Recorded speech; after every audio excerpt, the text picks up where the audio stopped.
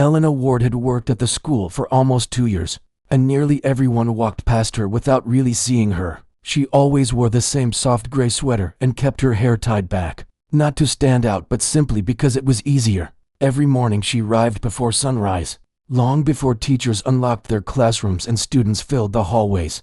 With their loud voices, her job was simple to most people, but she did it with careful dedication. She made sure every chair in every room was in its right place. She wiped the chalkboards, emptied bins, and kept hallways shining. If someone passed her while she worked, she moved aside with a polite smile, but very few ever smiled back. They were busy with their own lives, and Elena understood that. She never expected attention. There was a calmness about her, almost as if noise did not belong in her world. She spoke gently, never raising her voice. Most of the teachers believed she was shy, or maybe not very educated. Some assumed she chose this job because she had no other opportunities. Elena never corrected them. She simply worked, day after day, without needing anyone to know who she once was. Every day, when she finished cleaning the hallway near the music rooms, she paused at the doorway to the piano studio. Inside was an old grand piano that the school rarely used. The wood was scratched, the keys slightly faded. The piano had been donated years earlier, though no one remembered by whom. Students often ignored it, preferring the smaller, newer keyboards that made learning easier. Elena always found herself drawn to that piano. She would dust the surface slowly, letting her fingertips follow the lines of the wood. Sometimes her hand hovered over the keys, not quite touching them, but close enough to remember something soft and distant. She stood like that for a few seconds, just watching it quietly, before continuing her work. Once, while cleaning the floor in that room, she stopped to watch a student practice scales. The girl struggled with finger placement, hitting the wrong notes again and again. The frustration was obvious. The music teacher corrected her repeatedly, and the girl pressed the same wrong key again. Elena wanted so badly to help, to say a simple word like, "Move your thumb," or "shift your wrist," but she remained silent. It was not her place to speak. She was not a teacher. She was simply the woman who cleaned the room. So she continued sweeping, quietly, unnoticed. There were moments when she arrived earlier than usual. The halls were dark and still. No footsteps, no voices, no sound of lockers opening and closing. And during those early hours, she would sit on a small chair in the back of the music room and just stare at the piano. She never played. Sometimes she lifted the cover just to look at the keys. The white ones still gleamed when light touched them, reminding her of something that once mattered.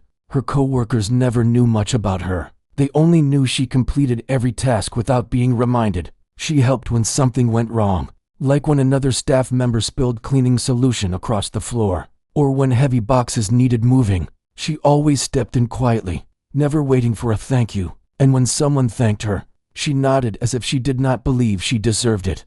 There was a kindness in her that others rarely noticed.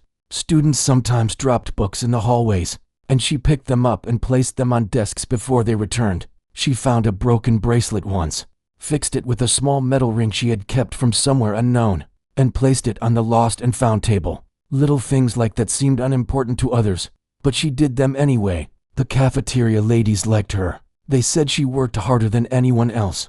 They offered her leftover bread or fruit, and she accepted only when they insisted. She sat alone in the staff room, eating quietly, while the others talked about meetings, lesson planning, weekend trips, and their children's achievements in sports or music. She listened, but never shared anything about herself. Students often joked among themselves, complaining about long rehearsals and difficult lessons, never knowing Elena once spent evenings practicing for hours under bright stage lights. That part of her life was far behind her now. One afternoon, while cleaning after school, she heard a faint melody coming from the hallway. Someone was struggling to play. The music stumbled, started, and stopped again. She paused, listening. She recognized the piece immediately. Though years had passed since she had heard it played live, she stepped closer, standing just outside the door. The student groaned in frustration. "Why is this piece even assigned? How does anyone play this fast?" The student muttered. The teacher sighed, trying to encourage them, but it did not help. Elena knew every note of that piece. She remembered how it felt to play it not just as notes, but as something alive. She remembered how the left hand needed to hover lightly while the right hand moved like water. She almost walked inside, almost sat down at the piano, almost showed them, but she stopped herself. It was not her role. She turned away and continued her work. Her days followed a soft rhythm. Arrive, clean, help, leave. To others it might have appeared predictable or dull, but to her, it was peaceful. She liked being invisible. She liked that no one expected more from her than she could offer. Sometimes when she was walking home, children playing outside would wave at her. She waved back gently, carrying a small cloth bag with lunch containers inside. She lived alone, though no one at school knew that. Her home was simple: white curtains, a small lamp, and a folded blanket on the couch. On one wall, hidden behind a set of stacked boxes, there was an old framed newspaper clipping. Few people had ever seen it, and Elena never talked about it. She brushed dust from it once every few months, not because she admired it, but because dust made things look forgotten. And though she never spoke of her past, she did not want it to disappear completely. She also kept a small music notebook inside a drawer. The pages were filled with handwritten notes, tiny markings, symbols only she truly understood. It wasn't dated, and it wasn't labeled, but every page held something meaningful. She would look at it before bed sometimes, turning a page slowly, remembering the sound of a stage and lights so warm they felt like sunlight. Those memories came not as sadness but like warm echoes. They reminded her she once had something bright in her life, something bigger than anyone at the school would ever imagine. Yet those memories were also heavy, and she did not want to carry them into her current life. She chose simplicity now. Not regret, not bitterness, just quietness. The school principal rarely acknowledged her beyond a professional greeting. The assistant teachers often forgot her name and simply said, "Excuse me," when passing by. She accepted all of it with grace. She never corrected anyone, even when they mispronounced her name. She nodded with a soft smile. Still, there were moments when someone saw a flash of something different in her. Once, a teacher passing by the music room saw Elena standing near the piano, with her hand resting gently on the keys. The teacher asked, "You play?" Elena shook her head quickly, stepped back, and returned to cleaning. The teacher shrugged, thinking it was nothing. But it was not nothing to Elena. The piano was like a closed door, one she once walked through proudly, but never planned to open again. She continued her tasks each day, never imagining that her quiet life would soon change, that someone would call her out, challenge her, doubt her. The world around her continued acting as though she was simply part of the background. But the day would eventually come when someone would ask her to sit at that piano, not kindly, not politely, but almost as a joke, and that moment, though she had no idea, would open a part of her life she thought had gone silent forever. The next week at the school began like any other. Elena arrived early, holding her small lunch bag, letting herself inside through the back entrance. The hallways were quiet and still, just how she liked them. She cleaned, arranged chairs, and carried out her usual morning routine. Nothing felt different, not yet, but something was moving toward her life, something she did not see coming. In the music wing, a group of students were preparing for a spring showcase. This year the event was bigger than usual, because the school had been invited to perform at a regional competition. The music teacher, Mr. Callahan, had been pushing his class harder than ever. He wasn't unkind, but he was strict, focused, and demanding. Many students both respected and feared him. They were practicing a difficult piece by a classical composer, something meant to show off skill and speed. The problem was, none of them were ready. That morning, as Elena cleaned the hallway near the music room, she heard frustrated voices. "It's too fast. I can never reach that part." One student said, "Keep your left hand steady. You're doing it wrong." Another voice answered. Then came silence, followed by the sharp sound of someone hitting a piano key too hard. Elena paused. She listened, not because she wanted to interfere, but because the sound pulled her attention as if an invisible thread tugged at her chest. She stepped slightly closer, stopping outside the doorway. Inside, a teenage boy sat at the grand piano. His fingers shook as he tried to play the rapid, climbing notes. He failed again and let out a long sigh. "It's impossible," he said. "It is not impossible." The teacher replied, "It is meant to challenge you." The boy slumped forward. "But I can't do it." The teacher paced around, thinking deeply, rubbing his forehead. "Someone has to perform this piece," he said, speaking to the group. "We cannot go to the competition unprepared." Several students looked away, hoping he wouldn't choose them. "That's enough for today," he said at last. The students gathered their things and left. Though their faces held worry and doubt, Elena quietly continued her work, making sure no one noticed she had been listening. She knew that frustration well, She had lived through years of trying pieces far harder than that one. She knew the feeling of fingers that did not move fast enough, the feeling of pressure, of tightness in the chest. But she also knew the moment when it finally clicked, the sudden way music opened, as if the body stopped trying and simply trusted itself. Later that afternoon, the students returned for another practice session. Elena was cleaning the hallway again. The same student tried the piece. His hands trembled. He pressed wrong notes. His timing fell apart. "I don't understand how anyone plays this," he shouted then. He looked toward the hallway, and his eyes landed on Elena. "You think this is easy, don't you?" he snapped. She froze, surprised he was speaking to her. "No," she replied softly. "You're always watching. You must think we're doing terrible." The teacher sighed. "There's no need to be rude," he said. But the boy, still annoyed, continued. "You think it looks simple? Fine. Let's see you try." It was said half as a challenge and half as an insult. The teacher turned toward Elena, to not angry, not mocking, only curious. "You do stand here often while we practice," he said. "You know this piece?" She looked down at her feet. "It is familiar," she said quietly. The teacher raised his eyebrows. "If you want to sit for a moment, we won't stop you," he said. She shook her head. "No, I cannot. I'm only working here." The boy crossed his arms. "You probably don't even know what keys to press." Something in his tone struck her, not the words exactly, but the disbelief behind them. It reminded her of long ago moments when people assumed she could do nothing. The teacher, half irritated at the student, turned to Elena again. "If you know the piece," he said, "why not sit down? Only a few notes. Nothing more." She stood very still, thinking. It had been so long, years her hands had only touched piano keys in private memories. Never in a real room. Never in front of anyone. The teacher stepped aside. "Just try," he said calmly.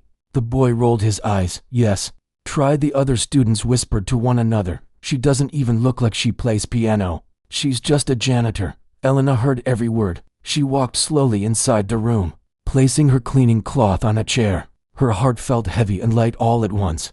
The piano sat waiting. Not new, not shining beautifully, but real. Real enough to awaken her old self. She sat. Her back straightened, not by choice, but by instinct. She placed her fingers above the keys. The room went silent. She pressed a single note. The sound echoed softly. Then she began. Not slowly, not hesitantly, but in perfect tempo. Her fingers moved with a natural flow, not tense, not forced. The music began shaping itself, the piece unfolding exactly as it should. Her left hand supported the rhythm with strength while her right hand flew across the keys. With quick precision, the students stared, their mouths opened. The teacher stood frozen. Elena did not look up. She was not playing for applause. She was not trying to impress anyone. She was simply remembering something that once lived inside her. Her fingers climbed the difficult passage, hitting each note accurately. Her wrist rolled smoothly with movement she had not practiced for years. Yet it was still there, sleeping, waiting. Then came the fast run, the part that terrified the student earlier. Her fingers handled it like silk. No hesitation. As the last note faded, she lifted her hands from the keys slowly, almost carefully, as if she was placing something fragile back where it belonged. Silence followed. No one spoke for nearly 10 seconds. Finally, a soft voice from the back whispered, "She can play." The teacher took a step forward. "That was better than any student performance I have heard this month," he said quietly. The boy who challenged her looked pale, embarrassed, unsure how to react. He swallowed hard, then looked away. Elena stood from the bench. "I did not mean to interrupt," she said politely. "You didn't interrupt anything," the teacher replied. "You taught something." She shook her head. "I only reminded myself that I once played." Then she gathered her cleaning cloth and prepared to leave. Before she reached the door, the teacher called to her.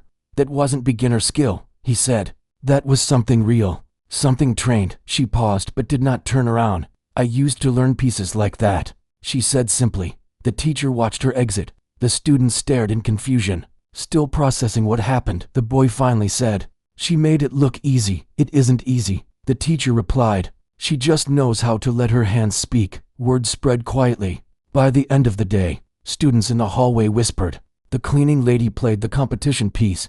No, she mastered it. Where did she learn?" But Elena never responded to questions. She avoided eye contact, finished her work, and left at her usual time.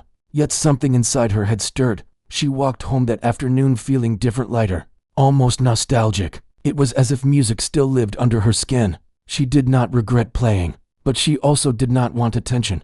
That evening, in her small home, she sat beside her window, listening to wind outside. No piano was there, but her fingers moved slightly on her knee, as if still remembering keys.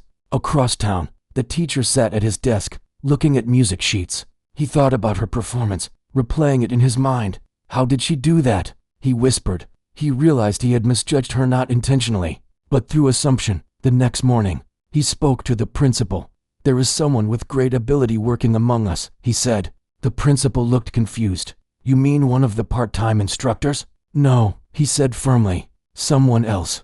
Someone we overlooked." The principal raised an eyebrow, unconvinced. Meanwhile, Elena worked as though nothing had changed. But the truth was, something had. A door she had closed years ago had been opened, not by her choice, and not gently, but opened nonetheless.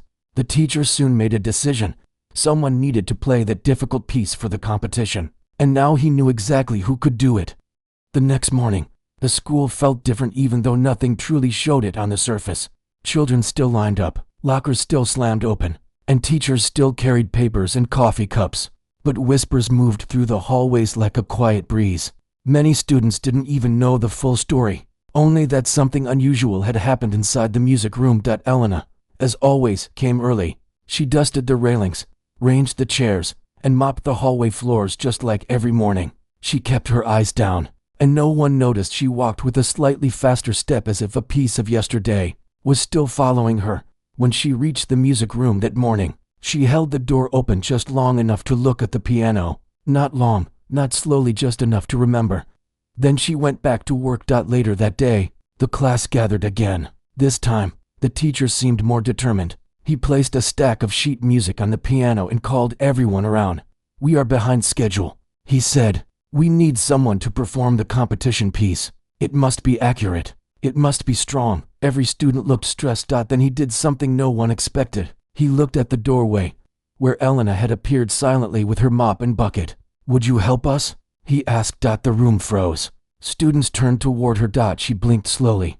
"I only came to clean," she said softly. "You don't have to clean right now," he replied. "Sit and play what you played yesterday." A group of students exchanged surprised glances. Elena shook her head. "No, please. I am just working here." But the teacher stepped forward, his voice calm.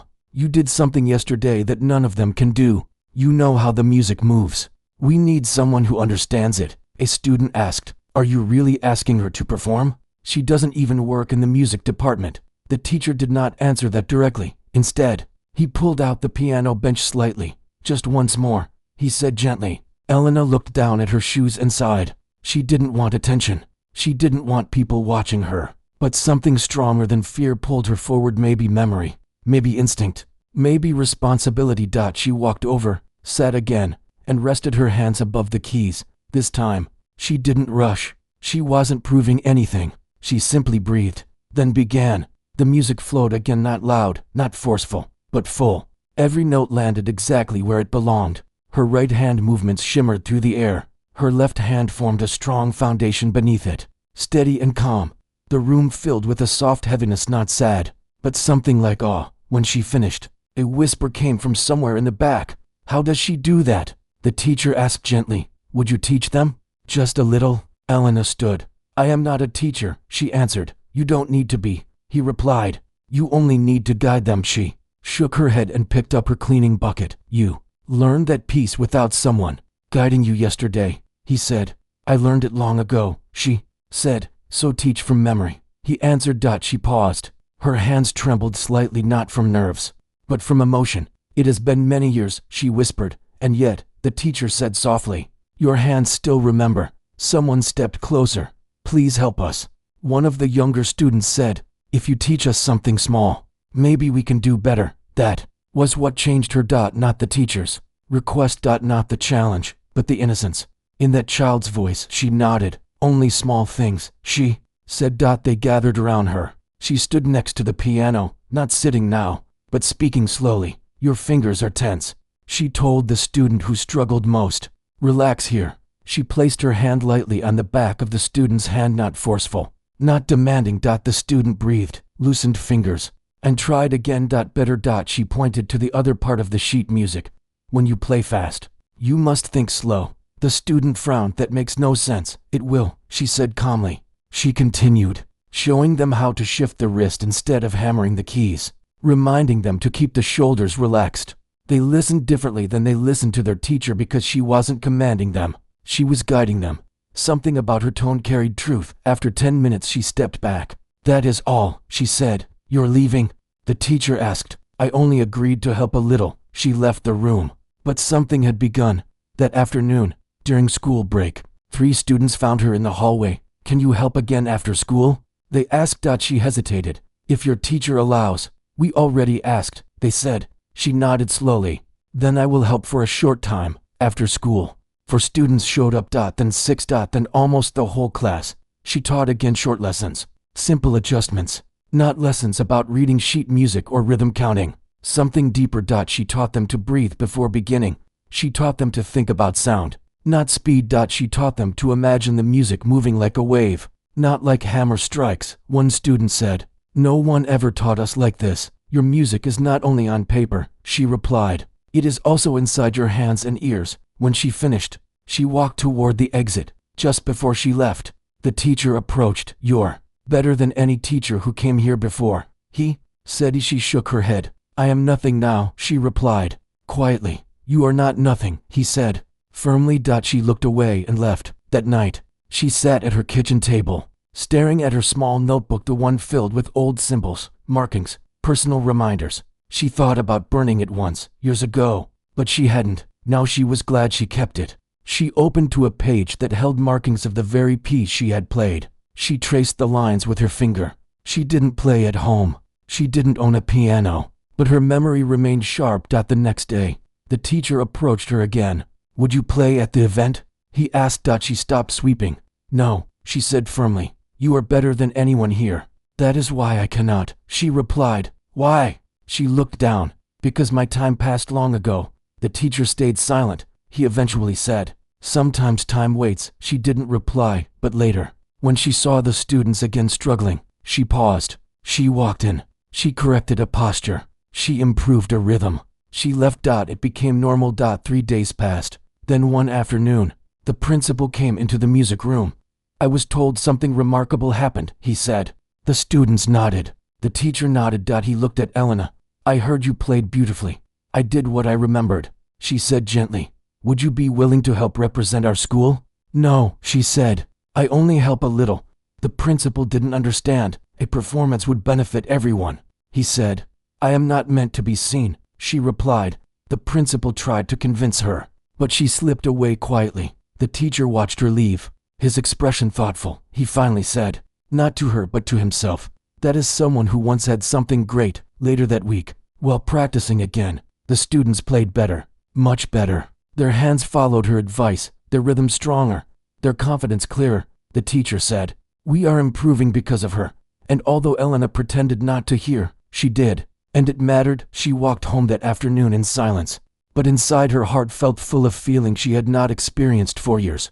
She did not know what would come next. She only knew that something inside her had awakened, something that she thought had gone quiet forever. She woke up early the next morning, long before the sun had even touched the windows. The house was silent, and for a moment she lay still, listening to the quiet air. The night before had stayed with her, those teachers speaking in soft voices, talking about her talent as if she were not present. She still felt amazed by how everything had happened, how the music she played had changed their expressions so quickly. She got dressed, washed her face, and sat at her small dining table. A notebook lay open, the same one she used for shopping lists and reminders. But now, it held something different. A small note from the music teacher. Come see me on Monday. We need to talk about something important. She traced the words with her finger. Important. She rarely heard that word applied to anything about her. Most days she just went to work, came home, cooked simple meals, then listened to piano pieces on her old speakers. This message felt like a door opening, yet she did not know what waited behind it. She left home for her shift at the bakery. The morning air was cool, the sky just turning pale blue. She walked down the street carrying her bag, still thinking of the piano in that school hall. The sound of it remained in her memory like a warm note still ringing. When she reached the bakery, the owner greeted her with a half smile. Good morning. You're early again. She simply nodded and tied her apron. The bakery smelled of flour, yeast, and sweet dough. The ovens were still warming up, and trays of rolls waited to be brushed with butter.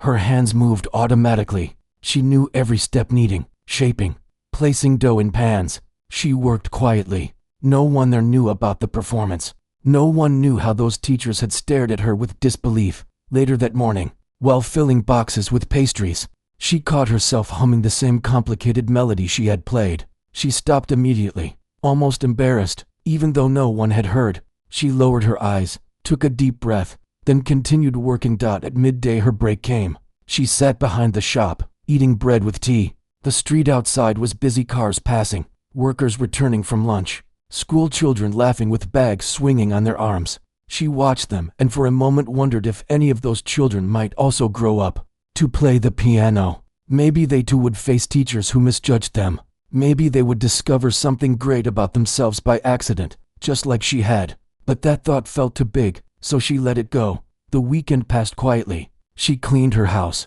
cooked warm meals, and listened to piano pieces one after another. She did not touch any piano though. There was no piano in her home, only the memory of one. When Monday finally arrived, she walked to the school at noon. She wore simple clothes and combed her hair neatly. Her steps were slow, almost hesitant. Inside the building she could hear faint echoes, students talking, doors closing. The hallway smelled like books and dust. She knocked on the office door. "Come in," a voice said. The music teacher stood near a desk covered with papers. He smiled when she entered, not the same smile he had used before. This one held respect. "I talked with the school board," he began. "What happened last week was not just surprising, it was extraordinary." She looked down. "I don't know what that means," she whispered. "It means," he replied gently, "you have real skill, not ordinary skill. You might have learned alone, but your talent is rare, and we want to help you develop it." She raised her eyes slowly. "Me?" "Yes," he said. "You?" He walked toward a drawer and pulled out a printed sheet. "There is a performance happening at a cultural center next month," he told her. "Students, teachers, and people from outside the school are invited. I would like you to perform there." Her breath caught. "I've never performed for strangers," she said. "You already did. Those teachers didn't know you, yet you played in front of them. This is the same, just with more people." She felt a mix of fear and excitement. "But I don't have a piano to practice," she said quietly. He nodded. "Yes, I know. That is why I asked the school board to let you use the music hall every afternoon. It will stay open for you. No one else will be there during that time." Her eyes widened. The idea felt unreal. "You mean, I can just come and practice?"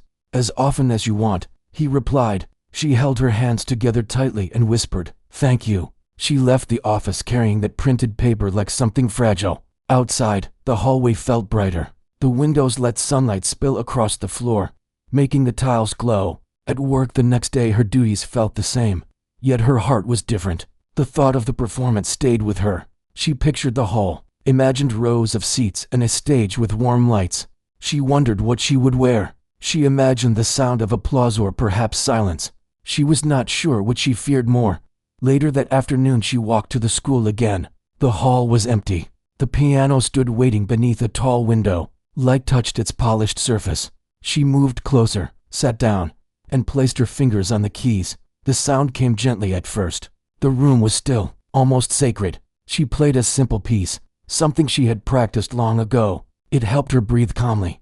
Then she began a difficult piece, one she had heard but never tried fully. Her fingers slipped in the beginning, and she paused. But she did not stop. She tried again, and again. Slowly the music began forming correctly. She repeated sections until they improved. Every mistake made her more focused. Time passed without her noticing. When she finally looked up, evening light filled the hall. She returned every day after work. She played until her arms felt heavy. Sometimes she hummed softly while pressing the keys. Sometimes her hair fell over her face and she kept going, not stopping even to move it aside. A few days later, the music teacher entered quietly and stood near the doorway. She did not see him at first. Her whole attention was on a long run of notes that felt almost like a waterfall. She completed it without error. He clapped softly. She turned, startled, then smiled shyly. "You are improving so quickly," he said. "Better than I imagined." She looked down again, unable to hold someone's gaze for long.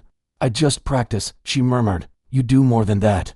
he replied. He stepped closer. I chose a piece for your performance. It suits your style. It is emotional, full, but not showy. You will bring sincerity to it. She reached for the sheet music he handed her. The notes looked complicated, but something about them felt right. When do I need to learn this? She asked. In 2 weeks, he said. She nodded. Those 2 weeks became the most intense days she had ever lived. She practiced before dawn, then went to the bakery, came back at sunset, changed clothes, and went straight to the school. Her hands sometimes trembled from fatigue, yet she continued. Once, while fixing dough at work, her co-worker noticed tiny marks near her fingernails, slight redness. Maybe strain. Are you all right? The co-worker asked. She only smiled and said, just practicing something new. She did not explain further. At the end of each practice night, she sat quietly before leaving the hall. She would run one last line of notes very softly, like a whisper to herself. The day before the performance, she stood alone inside the hall, playing the full piece smoothly. When she finished, she looked at the piano as if it were a friend she was saying goodbye to. She brushed the surface gently, as though it were a living thing. Her journey toward the performance was almost complete, yet she did not feel proud or grand. She only felt grateful. Something within her had awakened, something that had been there all along, but hidden, and she was ready, at least as ready as someone humble and quiet could ever be. The morning of the performance arrived, bright and clear. Elena woke early, her heart fluttering slightly, but not with the kind of fear she had imagined. It was more like a quiet excitement, a sense of stepping into something she had long forgotten. She dressed simply, choosing a dark blue dress that fell just below her knees. She did not need to be flashy. She needed to feel comfortable and calm. On her way to the cultural center, she walked slowly, taking in the sounds of the city, the birds calling, the distant hum of traffic, the chatter of people walking to their own destinations. She tried to keep her mind steady, thinking of the notes she had practiced for weeks. She remembered how her fingers moved across the keys, how the music had felt alive when she played it alone in the quiet school hall. The cultural center was large and impressive. The lobby smelled of polished wood and fresh flowers. People milled about, some talking in low voices, others examining programs for the event. She held her sheet music in her hands and felt the weight of the day ahead. She was not sure if anyone knew she would be performing. Some teachers had mentioned her name quietly, but she did not pay attention. She had learned to stay in the background. Backstage, the musicians warmed up. She listened quietly, waiting her turn. The sound of violins, flutes, and soft piano notes filled the air. It was beautiful, yet she focused on her own piece. She reminded herself that she was not here to impress anyone. She was here to play the music she loved. A stage assistant led her to the grand piano. Its black surface gleamed under the stage lights. Elena sat down slowly, adjusting the bench until she felt comfortable. She placed her hands on the keys and closed her eyes for a moment. The hall was quiet now. The audience had taken their seats, unaware of what was about to happen. She pressed the first key gently. A single note echoed through the large hall. It was soft, clear, and steady. She breathed deeply and began the piece. The notes moved smoothly, like water flowing over rocks, sometimes calm, sometimes rushing. Her hands remembered every movement, every subtle shift, every gentle touch. As she played, she felt a strange calmness. The audience was present, but she did not notice them. She only noticed the music, the sound that traveled through her fingers, and the way it filled the hall. Her mind focused on the story the music told, the rising and falling emotions, the light and shadow, the subtle pauses that gave the melody life. The first few minutes passed quickly. She played without hesitation, her hands gliding over the keys as if they belonged there. Each note was deliberate yet natural. Her past experience, her years of quiet practice and forgotten performances, all came together. She realized she was no longer afraid of being seen. She was sharing something real, something that had lived inside her for a long time. The audience listened quietly. Some leaned forward, their faces softening as they followed the melody. A few whispered to each other, surprised by the skill and feeling in her playing. She could feel their attention, but it did not distract her. It seemed to encourage her. Midway through the piece, she reached a difficult section, one she had practiced countless times. Her fingers moved quickly, yet precisely, dancing across the keys without strain. She remembered the long hours alone in the music room, the quiet nights when her hands ached but her heart felt full. That memory gave her strength, and the music soared. When the final note rang out, the hall stayed silent for a moment. Then, a gentle applause began, growing steadily until the entire room was clapping. Elena opened her eyes slowly, realizing she had captured not just attention, but emotion. People rose to their feet, cheering and smiling. Some had tears in their eyes. She felt a warmth spread through her chest. She stood, bowed politely, and stepped back from the piano. Her hands trembled slightly, but it was a good kind of trembling, the kind that comes from sharing something truly important. She smiled softly, grateful for the moment, and walked off the stage. Backstage, the teacher waited for her. His face held pride and amazement. "You were incredible," he said quietly. "No one could have played it like that." She shook her head. "I only remembered what was inside me." "No," he replied. "You brought it to life. You taught everyone today what music really is." The students, who had come to watch her performance, hugged her tightly. They whispered thank yous and told her how amazing she was. She listened quietly, her cheeks warming, but she did not say much. She was happy, yes, but she still felt humble. The applause, the praise, it all felt like a reflection of the music, not of her. The principal approached next, holding a small certificate. "For inspiring our students and the community," he said, handing it to her. She looked at it, unsure how to react. She had not performed to win awards or recognition. She had performed because the music lived inside her. Yet, she held it carefully, appreciating the gesture. After the event, people approached her, asking if she would teach piano, perform again, or speak at other schools. She listened quietly. She did not decline, but she did not commit either. She had realized something important. The music was hers first, before anyone else. It belonged to her heart, not to a stage or audience. The next day at the school, Elena returned to her usual routine. She cleaned the hallways, ranged chairs, and wiped surfaces carefully. Students whispered about the performance, still amazed. Teachers nodded respectfully when she passed. Some stopped to ask questions about her past, curious about how someone so quiet could play so magnificently. She answered simply, never going into details, never boasting. She continued her life quietly, but the music remained alive within her. She began teaching a few students after school, those who showed curiosity and dedication. She taught them gently, as she had guided the students before the performance, emphasizing feeling and understanding over speed or perfection. She helped them find their own connection to the piano, just as she had found hers again. Months passed. Elena's life settled into a rhythm where work, practice, and small teaching sessions balanced together. She still went unnoticed in many ways, but she no longer felt invisible. She had discovered a truth: talent and dedication do not need constant recognition to matter. They live quietly, waiting for moments when they are needed, waiting for someone brave enough to let them shine. Years later, some of the students she taught remembered her guidance vividly. They remembered the soft voice, the gentle touch, the way she could make music seem alive in ways they could never forget. Some went on to perform professionally, carrying her lessons in their hearts, and Elena continued to walk quietly through life, never seeking fame, never craving attention. She had found fulfillment not in recognition, but in the music itself, in the simple joy of creating and sharing it in ways that felt right to her. The piano had returned to her life, and with it, a sense of purpose and quiet happiness that lasted far beyond any single performance. Her story became a whisper among those who witnessed it, a reminder that greatness sometimes hides in the most humble places, waiting for the right moment to be seen. And when it finally appeared, it did not shout, it did not demand applause. It simply spoke with beauty, and those who listened were changed forever.